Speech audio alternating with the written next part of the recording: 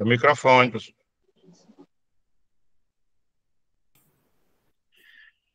Boa noite, bem-vindo a todos. Estamos em mais um encontro virtual do grupo. Hoje a receber o veterinário e diretor técnico da empresa Tecfértil, Elcio Correia, e o professor e consultor em genética animal, Francisco das Chagas, também conhecido como professor Chicão, para conversarmos sobre inovações na cadeia produtiva da bovinocultura de corte. Meu nome é Leonardo do Egito Coelho, estou diretor da Vertical de Negócios do Agro, programa do Piauí Instituto de Tecnologia Investe Piauí, promovendo o grupo, mediando debates, e, nesse sentido, passo a palavra para que vocês possam descrever qual o cenário atual do mercado da bovinocultura de corte, quais os núcleos problemáticos centrais e quais inovações e tecnologias estão e podem ser adotadas para aumentar a produção. Com a palavra, Elcio Correia. Boa noite a todos. Primeiro, agradecer ao convite por participar hoje à noite dessa reunião e poder colaborar de alguma forma com a pecuária de corte piauiense. Então, para quem não me conhece, eu sou Elcio Correia, formado na UFP, sou médico veterinário, atuo em assistência, consultoria, tanto na parte de gestão como na parte de manejo e reprodução em algumas fazendas no Piauí, certo? Então, o que é que a gente tem hoje no cenário piauiense da pecuária? A gente está vendo a grande evolução em novos sistemas de criação, novas fazendas se abrindo, e a grande problema que a gente teve recente foi a baixa de preço, mas deu uma reagida e a gente está aqui para tentar mostrar para vocês essas inovações, novas tecnologias, o que fazer para ganhar dinheiro com a pecuária de corte. Professor Chicão, faça um complemento. Boa noite a todos, todos presentes. Agradecer o convite, em nome do Leonardo, da Investe Piauí. Meu nome é Francisco da Chagas de Souza, mais conhecido por professor Chicão, médico veterinário, formado na Universidade Federal do Piauí, um doutorado na área de diagnóstico por imagem e atuo na parte de reprodução, né? Focado principalmente nessa questão de melhoramento genético, né? E aí, só reforçando o que o Elcio acabou de falar, na verdade, quem vive o ambiente do agro há muitos anos sabe que existem esses ciclos, né, Elcio? Esses altos e baixos do agro. Eu acredito que principalmente nos últimos 5 anos, tem entrado muita gente no agro, criadores que eu falo, mas que não são do ramo. O cara estava com dinheiro investido em outro local e a coisa, 3, 4 anos atrás, começou a apresentar um retorno bem, assim, bem significativo, e o cara começou a tirar o dinheiro de um lugar e de outro e colocar no agro, em função do que se dizia, tá assim, tá assado, tal. Então, assim, tem muita gente que não era do agro, que chegou a entrar no agro e que nessas condições, agora o que o Elcio falou, nessas condições de baixa de preço, é difícil você explicar para a pessoa que nós temos esses ciclos. Então, essas pessoas que não são da área, é bem complicado ele entender esse processo. Mas, focando um pouco para a área que a gente atua, eu acredito que um dos grandes, vamos dizer assim, gargalhos desse processo é a gente trabalhar as biotecnologias da reprodução para que você tenha um maior retorno possível nessa questão de produção. E nesse sentido, como é que você vê esses principais desafios, o que está sendo feito, né, fazendo já aí um cruzamento com essa perspectiva mercadológica? A pergunta foi para mim, o som não chegou. Sim, eu peço para você fazer uma interpretação do que o professor Chicão colocou, né, na associação com os principais desafios, né, para um desenvolvimento inovador, né, mais tecnológico, né, para um aumento de produção, ou seja, quais dentro desses gargalos, né, os principais desafios, né, que devem ser, né, superados e como eles vêm sendo enfrentados, né, como é que você vê a atuação, né, dos principais né, atores, né, desse ambiente, né, dessa cadeia, né? Então, assim, eu vejo hoje o cenário da pecuária de corte nossa piauiense, como do Brasil, de modo geral, é partir para uma pecuária de ciclo curto. Então, você tem que ter um objetivo, uma rentabilidade por hectare, porque hoje a agricultura está chegando em todo lugar, está tomando as áreas, vamos chamar, as terras nobres, as terras mecanizáveis, as terras melhores para a agricultura, e deixando a pecuária em segundo plano. Então, o grande desafio do pecuarista hoje é tornar essa atividade rentável e nada mais do que a rentabilidade por animal, por hectare, de uma pecuária de ciclo curto. Então, hoje, as tecnologias estão disponíveis para você ter o modelo definido de a vaca produzir um bezerro. Hoje, com o uso das biotecnologias, tem vários modelos, né, que está definido. Então, você desmamar esse bezerro num tempo mínimo, com o peso máximo, e daí você partir para o abate, ou a fêmea se transformar numa matriz e produzir. Então, teoricamente, a gente tem hoje o desafio de produzir 6, 7 arrobas de carne, né? Quando a gente fala arroba, a gente está falando de carne, por ano, hectare, por hectare ano. Então, se você conseguir uma fazenda que você consiga produzir de 6 a 7 arrobas por hectare ano, você vai ser rentável.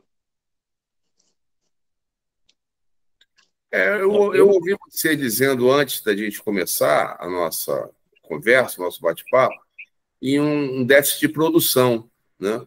E é uma coisa que eu faço um paralelo com o problema da bovinocultura leiteira também, né? Que eles me colocaram que o problema não é a agroindústria, né? Inclusive há uma defasagem no uso muito grande, né? Então a questão genética é um fator importante, sim, mas ainda é à frente, né? Ou seja, então tem questões ainda anteriores, né? Por suprir, né? Como é que você vê essa questão, professor Chicão, ou mesmo Elcio, né? Nessa questão da produção? E eu acho que vocês deviam dialogar mais assim entre vocês, né? Para a gente poder ter um cenário mais bem desenhado, né? Dessa cadeia produtiva e dessas perspectivas, né? de inovação para a superação dos núcleos problemáticos centrais, né? Vamos lá, Chicão, pode. Na verdade, Leonardo, o que a gente acontece? Quando a gente fala em biotécnica da reprodução, que é a área que a gente foca mais, a gente costuma dizer que a área de reprodução desses animais é uma área nobre, é uma área, vamos dizer assim, luxuosa. Então, assim, a gente só faz biotécnica, só faz reprodução desses animais quando todo o restante está resolvido, né?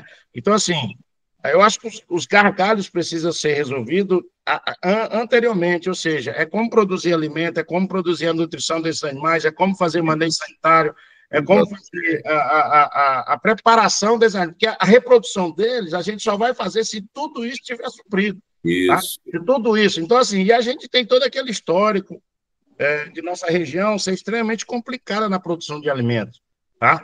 Então, assim, eu acho que ainda o problema maior é você ter esse longo período aí de estiagem, agora que vamos começar logo, para você produzir, pelo menos manter esse animal. Porque a reprodução a gente só vai fazer depois de resolvida essa questão todinha anteriormente, né?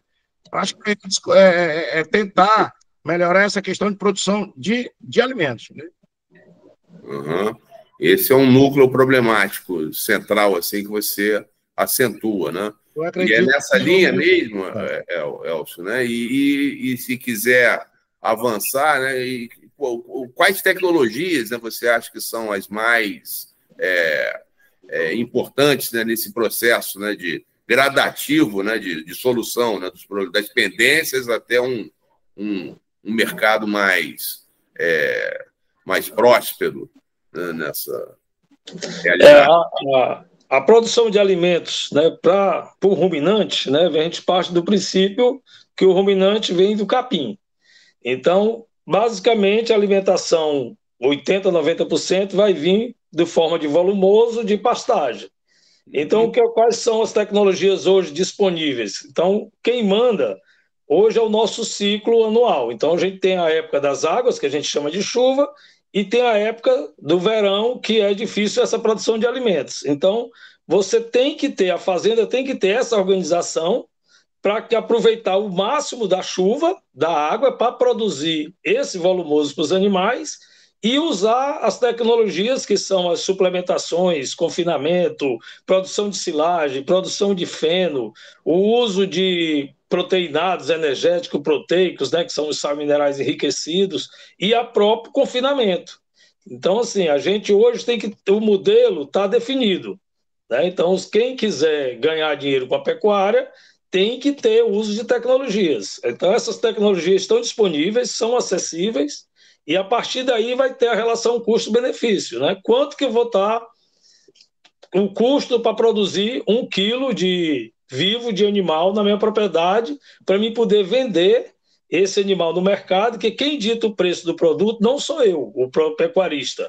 Eu vou produzir meu animal para vender a 300 arroba, a 280 reais arroba. Quem dita é o mercado. Então, você tem que se adaptar às condições, fazer essa relação custo-benefício, preparar a sua fazenda para que você tenha essa rentabilidade. Então, eu creio que o modelo esteja definido hoje. Então, eu costumo comparar a evolução com a avicultura industrial e a suinocultura industrial.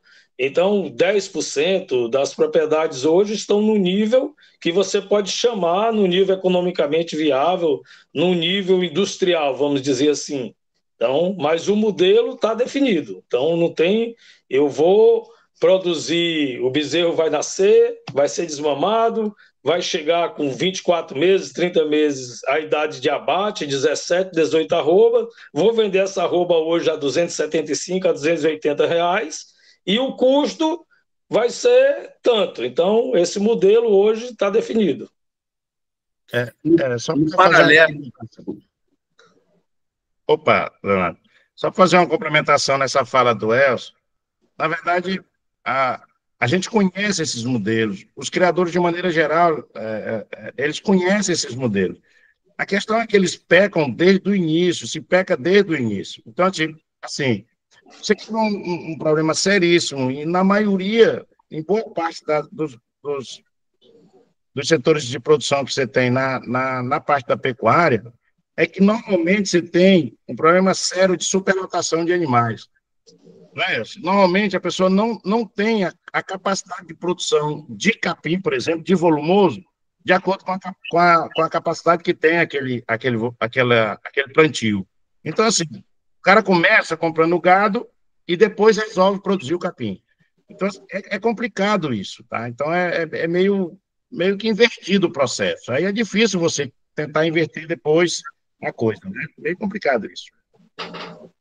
Num paralelo com a discussão na cadeia da bovinocultura leiteira, a assistência técnica, aliás, não foi prerrogativa só da bovinocultura leiteira, mas foi colocado como assim, um grande núcleo problemático, né? E eu não ouvi ainda essa menção assim na fala de vocês até aqui, né? Da gravidade, né? Ou dessa relevância, né? Da assistência técnica. Como é que vocês podem, né, se expressar em relação a isso, e como é que vocês veem também o papel das startups ou das agtechs, as startups com soluções para o agro, né? Complementando aí essas situações, né, de assistência técnica, né? Que obviamente vem acompanhada de um processo de formação, né, mais técnico. A assistência técnica, ela é fundamental para qualquer projeto, seja ele pecuária de leite, seja ele pecuária de corte. O que a gente tem visto é o que existe os profissionais da área, existem os profissionais disponíveis, existem os profissionais dispostos a trabalhar, entende do assunto. O grande problema que a gente está falando é esse modelo, entendeu? Que o pecuarista, ele adota, aí, na maioria deles, ele acha que assistência técnica é custo. Então, ele prefere, eu digo muito que ele prefere ficar sem assistência, porque acha que vai custar, do que investir em assistência técnica. Então, Eu, ficando do outro lado como técnico, eu creio que o problema maior não é a falta da assistência técnica, é a falta da aplicação da assistência técnica. Ela está sendo pouco utilizada, pouco aplicada. Nessa questão da... Desculpe, professor Ficão. Na verdade, esse é o grande problema. Na verdade, o que o Elcio falou, eu concordo completamente. Na verdade, eu acho que nós temos, principalmente nessa linha da bovinocultura de corte, nós temos profissionais aí no mercado com capacidade imensa de transmissão de conhecimento e resultando em produção. A questão é que boa parte dos criadores eles têm como a parte técnica do processo custo. E assim, enquanto ele tiver essa visão de que é custo, fica difícil, porque ele tem que ver isso como investimento, porque quanto mais ele investir na assistência e mais na biotecnologia, a tendência é ele produzir mais. Todo mundo que faz isso sabe que não tem retorno para isso. Tá? Porque se você vai ficar sem assistência técnica, fazendo um achismo, a coisa vai ficar lá, chega lá na frente e vai vir, a conta vai vir, né? Nessa questão da ciência técnica, muitas cadeias produtivas, eles encontram no modelo cooperativo uma alternativa, né, para suplantar esse preconceito, né, ou ignorância que seja, né, em relação a compreender algo que seria um investimento, né, como, né, algo custo desnecessário, né? E os modelos cooperativos eles podem ser aplicados também tanto para os produtores pecuaristas propriamente dito, quanto para os assistentes técnicos, né, numa perspectiva de prestação de serviço, né? Como é que vocês enxergam o cooperativismo nesse segmento aqui no Piauí? E se tem isso como uma alternativa também? Ele é fundamental, e inclusive tem vários exemplos, né, de sucesso, outros que vieram aí a fechar, né, mas o modelo é esse. Eu acredito muito nessa forma do cooperativismo, do associativismo, que sozinho o produtor não vai conseguir ter todas as vantagens da coletividade, tanto na assistência técnica, na compra de insumo e principalmente na venda do seu produto, seja ele leite ou carne, né? Então, eu creio que com o passar do tempo, com a evolução desse nosso sistema, vai ser criado novas cooperativas, novas associações, onde só quem tem a lucrar é o produtor. E o lado nosso, como técnico, também a união dos técnicos, né, em sistema de parcerias, né? Tem várias empresas, inclusive a minha já tem mais de 20 anos, né, que eu trabalho nessa parte de assistência técnica.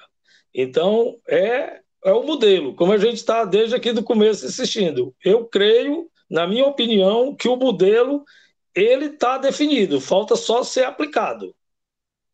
Você poderia depois colocar esses cases de sucesso aí de modelos cooperativos. E, Chicão, quando a gente estava conversando antes também, você estava falando de algumas políticas de fomento, né? Que você poderia mencionar aqui elas, e acho que depois vocês poderiam passar também para fazer um panorama da genética animal, né?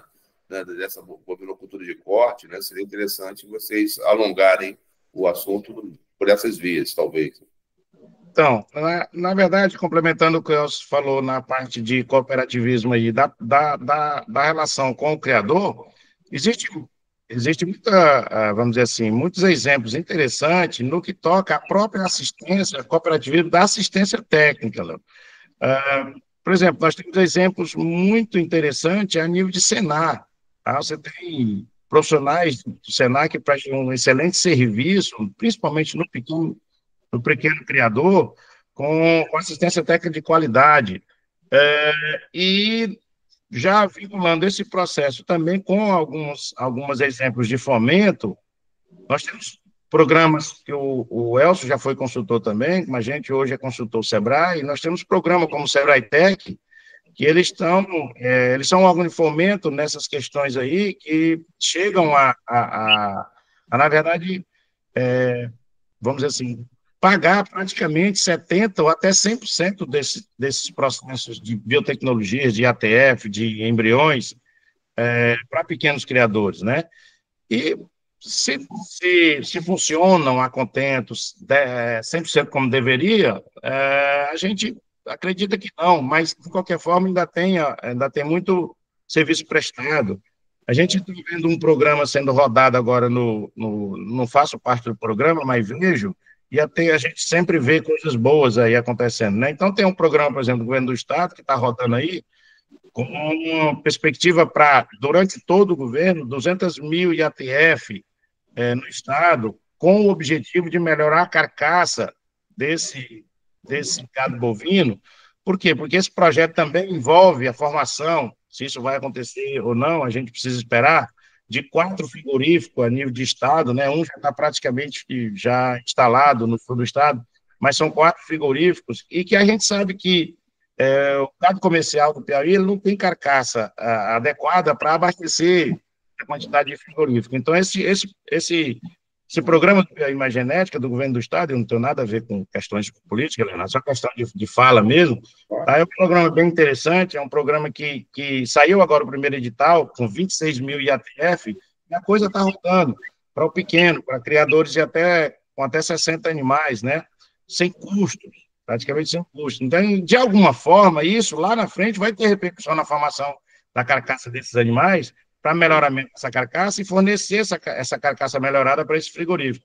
Então, assim, órgãos de fomento a gente tem no mercado aí que podem ser acessados.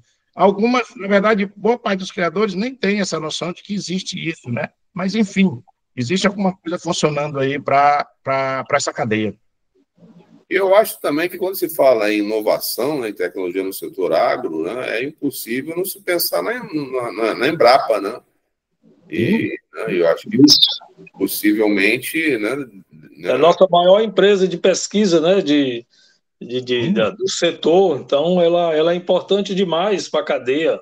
Então, é isso que eu estou dizendo, o modelo, né, as empresas, tanto elas privadas ou não, então ela existe. O que cabe é a organização se organizar para poder usar, né? Então, esse é o caminho, né? Então, eu creio que essas reuniões, como a gente está hoje, esses projetos, como foi lançado aí do Mais Genética, quer dizer, IATF, é inseminação, mas para fazer a inseminação, você precisa ter a outra parte organizacional da fazenda, né? Então, não é só chegar e fazer a inseminação. Então, uma coisa vai puxando a outra. Mineralização, sanidade, sistema, pastagem, né? Para poder você...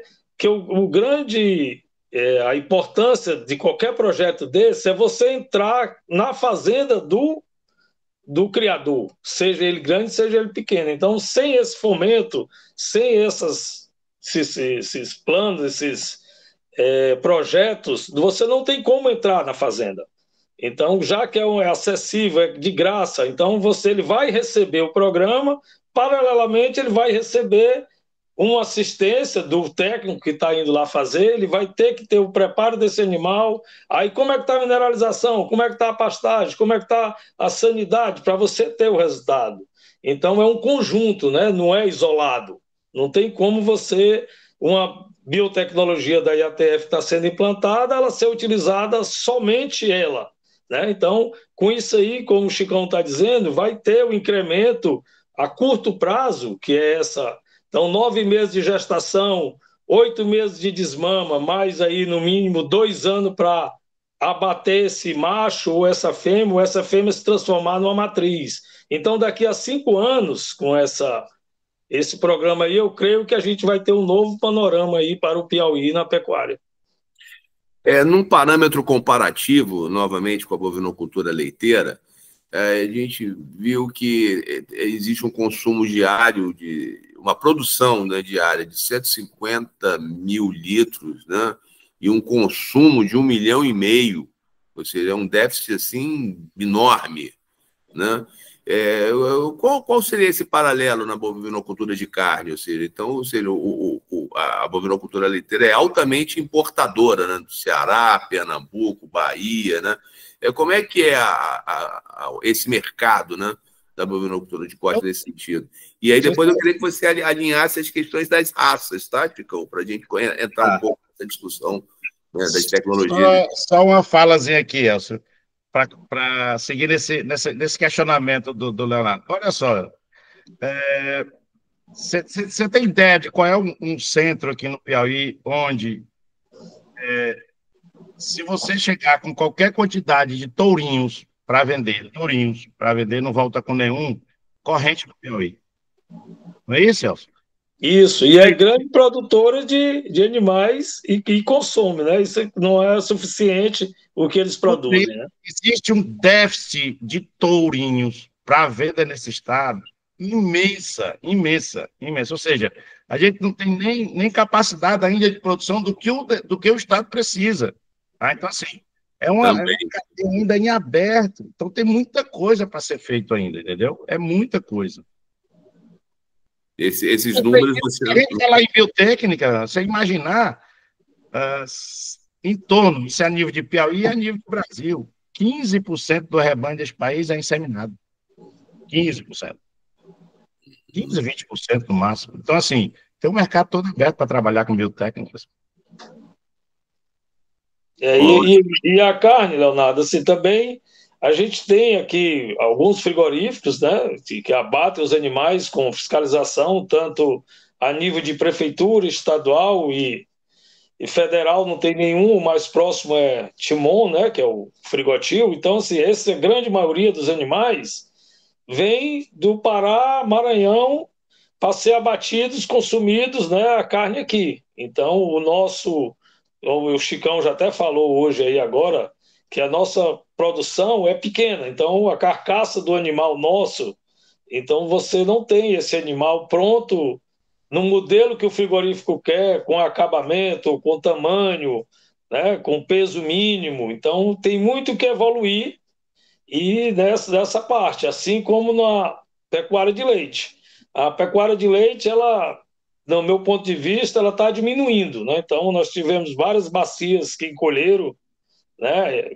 Teresina é exemplo, Barras é exemplo, Campo Maior é exemplo.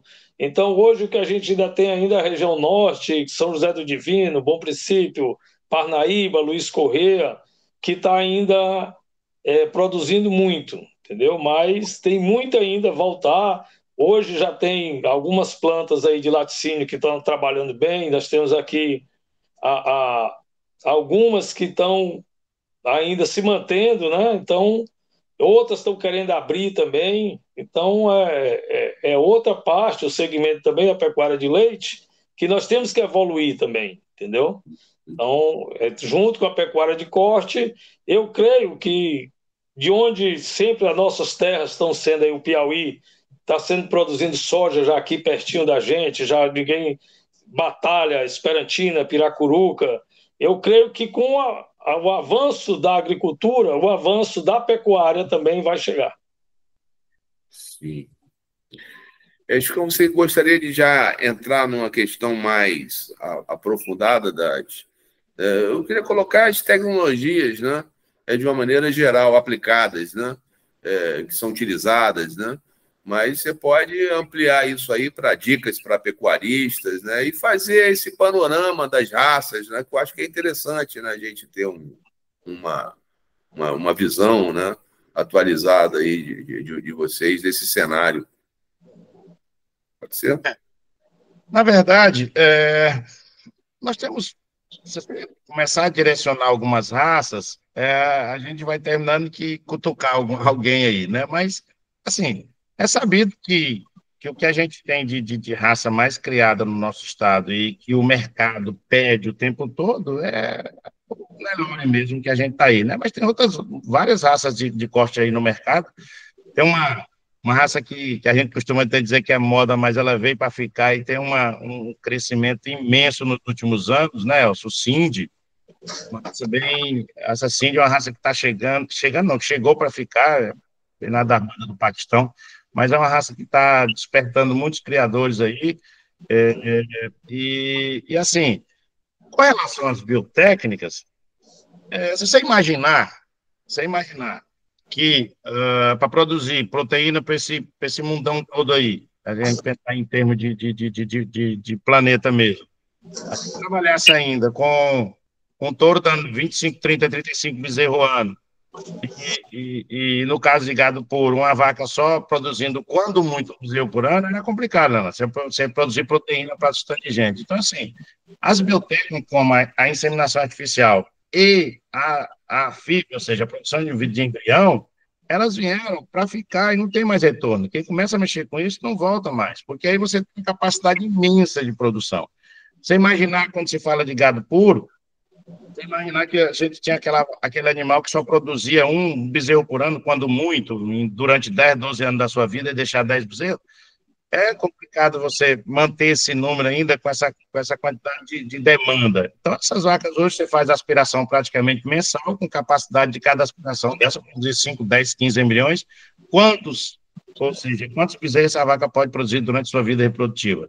Então, são biotécnicas que estão aí, acesso para o pequeno, para o grande, para o médio, que aí a gente não tem mais como retornar, né?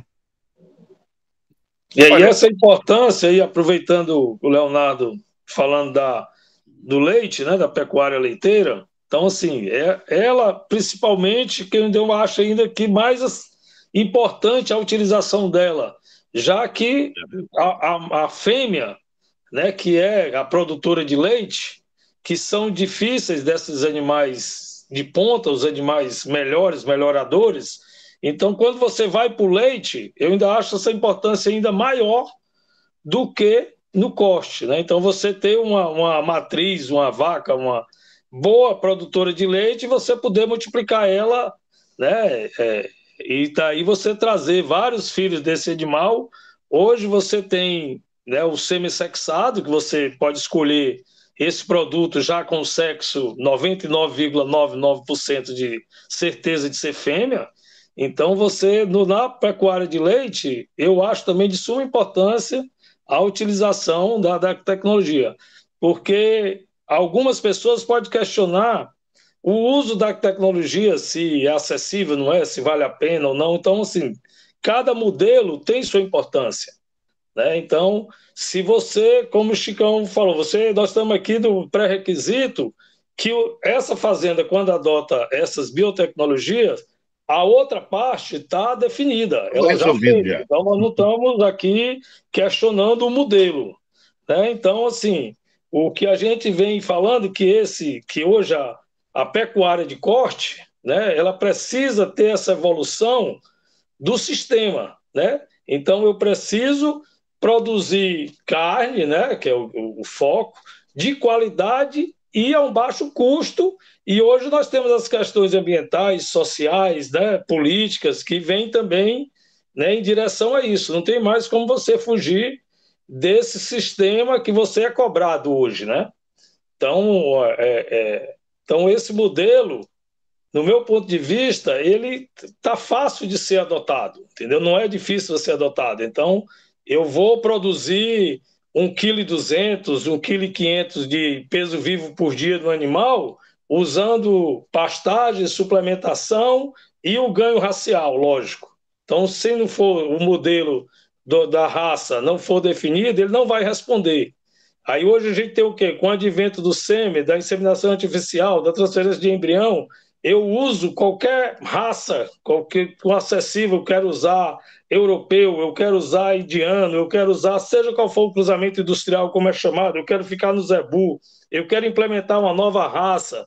Então você consegue fazer isso hoje a um custo baixíssimo. Então você hoje, eu faço inseminação artificial em pequenos de R$ 80 com sêmen com mão de obra, quer dizer, é mais barato do que manter um touro. Então, certo? Certo. Desculpe, eu queria saber de você o que você enxerga como pequeno, né, produtor, e eu acho que não faltarão pessoas que assistirão a essa live que se questionarão sobre o gado pé duro, né, que não gostariam de ouvir vocês falarem sobre o gado pé duro. Eu acho que isso não deixa de ser uma inovação, talvez, né? Para a gente emendar nas conversas sobre práticas inovadoras, né, que nem tudo é restrito, né, ou adstrito à biotecnologia. Né? Então, eu queria que a gente avançasse por aí. Na verdade, Léo, quando a gente fala de. Às vezes eu vou dar algumas palestras para falar de biotécnica de reprodução. Quando a gente fala a palavra biotecnologia, subtende logo aquelas coisas mais evoluídas. Mas olha só, se você falar em estação de monta com touros melhoradores, você está fazendo biotécnica da reprodução.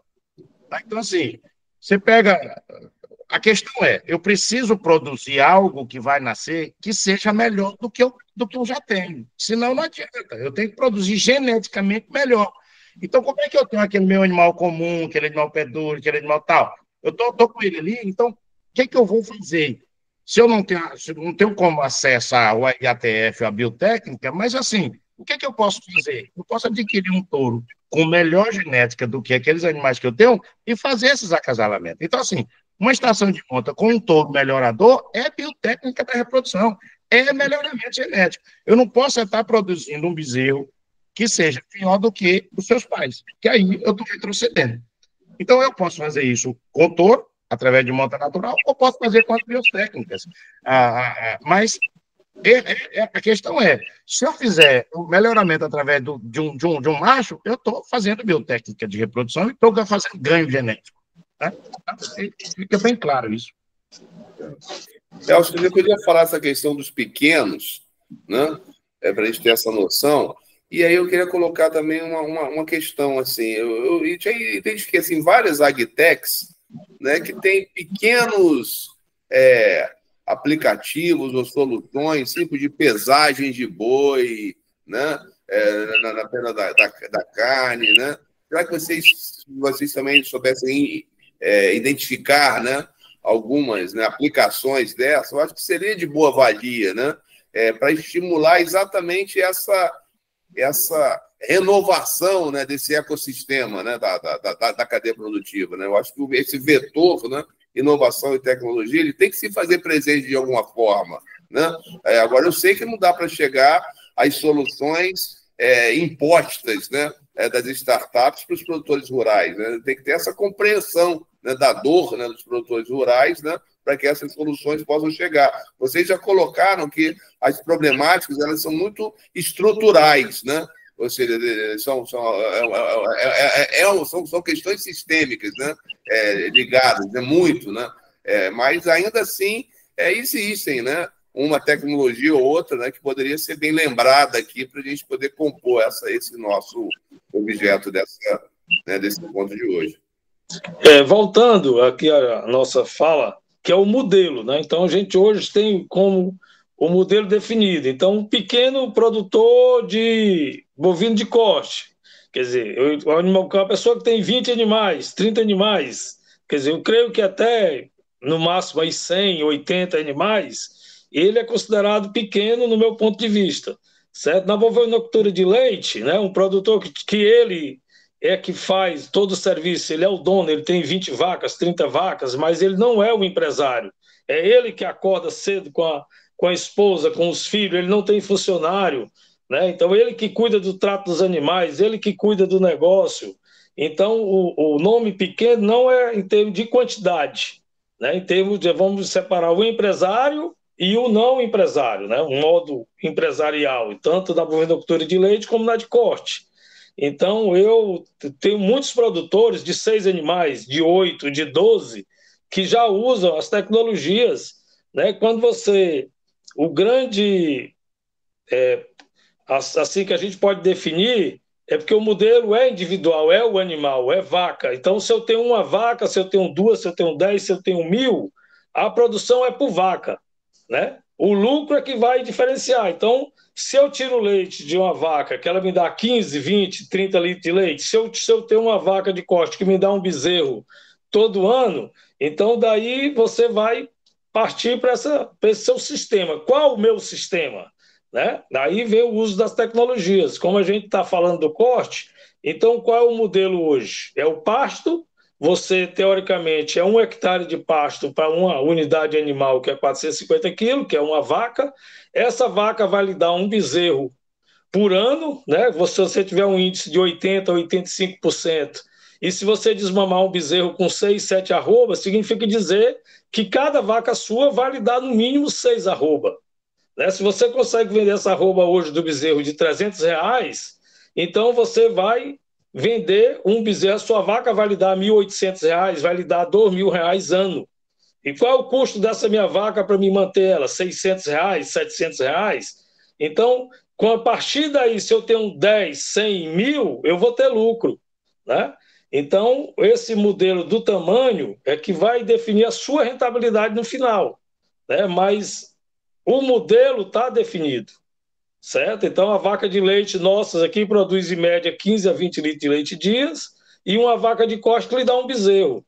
Então, como é que eu vou aumentar esse meu lucro? Aumentando essa minha produtividade individual por animal. Então, eu vou desmamar um bezerro mais pesado e eu vou produzir mais leite por minha unidade animal, que é a minha vaca, certo? Então, a partir daí, você vai entrar no sistema mais empresarial, né? Que é o que a gente está procurando que esses produtores hoje entrem nesse sistema. Com relação às startups, né, eu acho que um dos, vamos dizer assim, dos focos bem interessante que essas agritech podem estar tentando, vamos dizer assim, entrar nesse ambiente para tentar solucionar alguma coisa. Eu acho que não parte muito pelas questões técnicas, porque as questões técnicas vêm muito mesmo do profissional, tá entendendo? Ou seja, do ser humano, do indivíduo, do profissional veterinário, ou do zootecnista, ou do agrônomo, de quem é envolvido com o processo. Mas eu acho que as startups, ela tem um foco muito interessante, por exemplo, dentro de uma estrutura do agro, dentro de uma fazenda, na parte de escrituração zootécnica. O que é isso? Na parte de aquela questão de manejo sanitário. O professor pode falar em seguida, professor. Acho que o professor quer fazer um comentário. Acho que você foi feliz na sua fala das agritechs. Acho que o professor Adão Cabral gostaria de fazer um comentário. Basta ligar o seu microfone, professor. Não, pode concluir, eu falo depois. Porque esse ponto aí me tocou, eu tenho algo a dizer. Que bom, ótimo. Conclua, por favor, então. Então, eu acho que assim, que essa startup ela tem um foco para quem está querendo produzir algo nesse sentido com relação à escrituração zootécnica, que é o quê?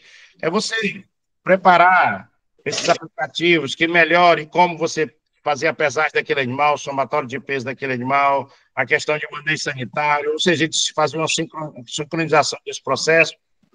Na verdade, escrituração zootécnica são dados, e dados dentro de uma fazenda é tudo. Então, eu acho que as startups, o foco dentro de uma estrutura de uma fazenda, de uma propriedade, eu acho que é por aí. É elas descobrirem maneiras, formas de trabalharem com a escrituração zootécnica desse rebanho. Aí eu acho que elas vão ter um espaço bem interessante. Professor Adão Cabral. Boa noite. Para me apresentar aqui aos colegas Francisco e Elcio, eu sou Adão Cabral, sou engenheiro agrônomo, eu trabalho na Embrapa, não é com gado, é com feijão. Mas nas minhas... Eu fui estagiário do professor Feijão. Lá eu falei, né? Na época do feijão, eu fui estagiário, não com ele, mas com o colega dele, que era com o Zé Pimentel. Precedeu aí. Mas, assim, mas na minha segunda função, né, eu sou pequeno criador aqui no município de São Francisco do Maranhão, próximo a Palmeirais ali, eu sou de Palmeirais, participo de grupo de produtores lá, e eu, agora, recentemente, no grupo aqui do Verticais, eu reencontrei o Roberto Nascimento, e a gente está trocando uma ideia, ele está usando lá a minha produção, a gente está construindo um sistema, né, de gestão, tá? Porque eu acho que antes eu já achava, e agora conversando com o Roberto, trocando ideia, eu tenho certeza que esse é o ponto de partida, como vocês bem colocaram aqui, né? As tecnologias estão aí, mas se o produtor não estiver preparado, né, se a unidade de produção não estiver preparada para receber, pode trazer vamos dizer, a tecnologia do mais alto nível, que ela não vai trazer o benefício, pode até trazer malefício, prejuízo para ele, né, nessa adoção. Então, a gente eu estou trabalhando, melhorando um pouco o rebanho, é rebanho pequeno, 50 animais por aí, mas eu estou tentando organizar, fazendo estrutura, né, o centro de manejo já está feito, porque, só resumindo, eu enxergo essa atividade pecuária como um banquinho de 3 pernas.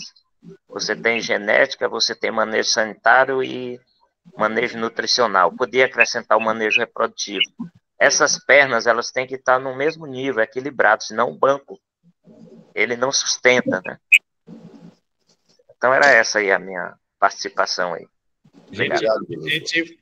Professor Adão, a gente fala muito nesse tripé, que alguns anos para cá, de uns 2, 3 anos para cá, a gente transformou esse tripé numa mesa. Ficou 4 pernas, doutor, porque pintou agora um tal de bem-estar animal. Pintou não, sempre teve, mas agora a gente fala além dos 3 pernas, genética, nutrição e sanitário, a gente coloca, porque na verdade o bem-estar animal está relacionado com tudo. Se você faz um manejo sanitário adequado, faz um manejo reprodutivo adequado, faz um manejo nutricional adequado, você está promovendo esse animal um bem-estar, e aí a produção vem, né?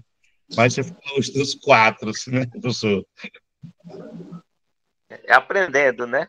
É Por isso que eu estou aqui. É isso. Bom, nós caminhamos para os 10 minutos finais. Vou abrir aqui para as considerações finais, né, sugerindo que vocês coloquem como dicas aos pecuaristas, né? E o que esperam, né, como futuro, né, próspero para essa, né, cadeia produtiva, né, nas suas melhores, piores, né, expectativas.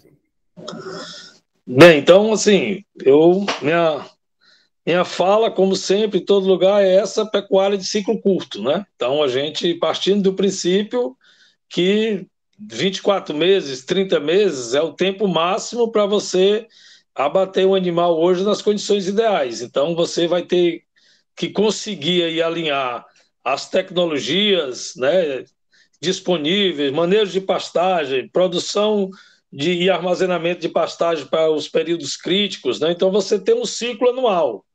Então, eu vou passar com esse meu animal para o abate, no máximo 2 temporadas críticas, né? Então, eu não posso passar a terceira. Então, eu vou ter que ter uma estação de monta bem definida para mim poder ter esse calendário, né? Onde eu faço essa paralelo com a avicultura e a suinocultura industrial. Então, a gente tem que ter um calendário anual. Janeiro, inicia minha estação de monta, eu tenho 4 meses de estação de monta, eu vou ter a minha estação de nascimento, eu vou ter o meu tempo de desmama e vou chegar esses animais para o abate. Então, você pega o modelo aí da avicultura, 1.000 aves, 10.000 aves são iguais. Então, eu tenho que partir do princípio que os meus bezerros também eles vão ter um crescimento igual e vão chegar no tempo igual.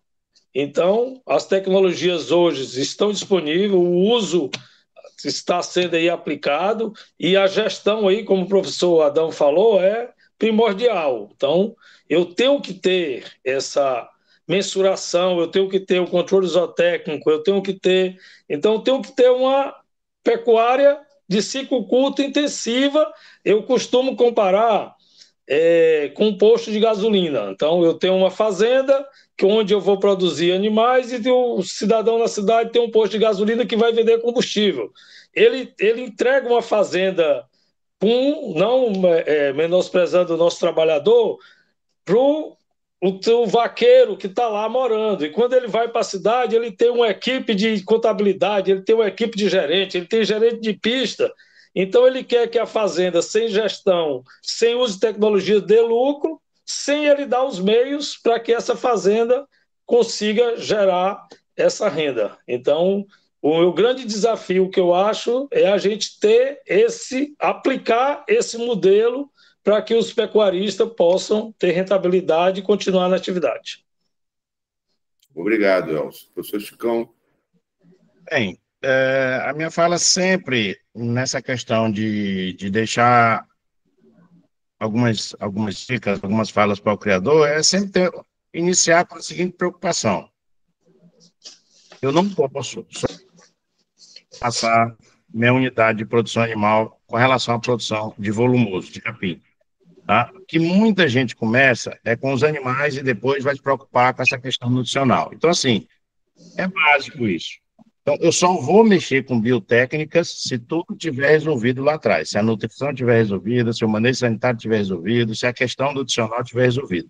E aí, sim, estando tudo resolvidinho, tudo proporcional, aí eu vou mexer com essas biotécnicas para tentar fazer esse melhoramento. E só para a gente finalizar, eu sempre digo, ó, tem duas maneiras da gente fazer melhoramento genético em um rebanho. Duas maneiras. A maneira mais simples, mais fácil e mais barata é tirar o que não presta.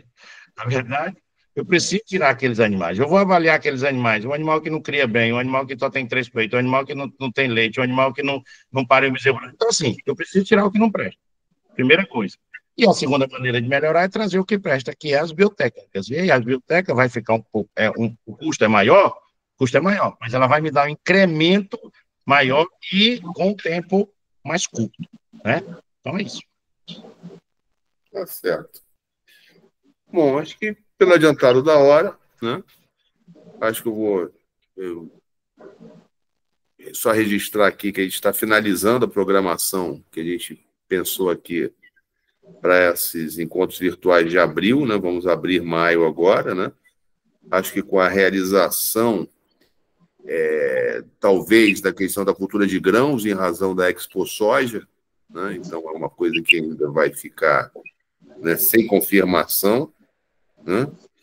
E aguardando que os próximos encontros consigamos alcançar essa nossa meta, né, do maior número de cadeias produtivas até o final de junho, né, para esse evento presencial que estamos programando para a Ineagro.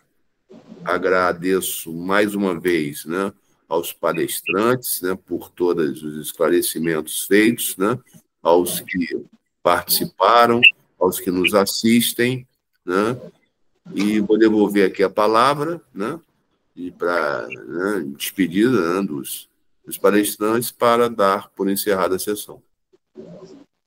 Então, mais uma vez, agradecer o convite, pela oportunidade de ter contribuído para a cadeia, e obrigado e estou à disposição. Boa noite a todos. Certo. A mesma fala, seguindo a fala do meu amigo Elcio, agradecer, Leonardo, agradecer o convite, a gente está sempre aí disposto a conversar, a aprender, que nessas horas a gente aprende também muito, né? A gente aqui é para isso, e estamos à disposição sempre. Abraço para o Suadão, presença, e até a próxima.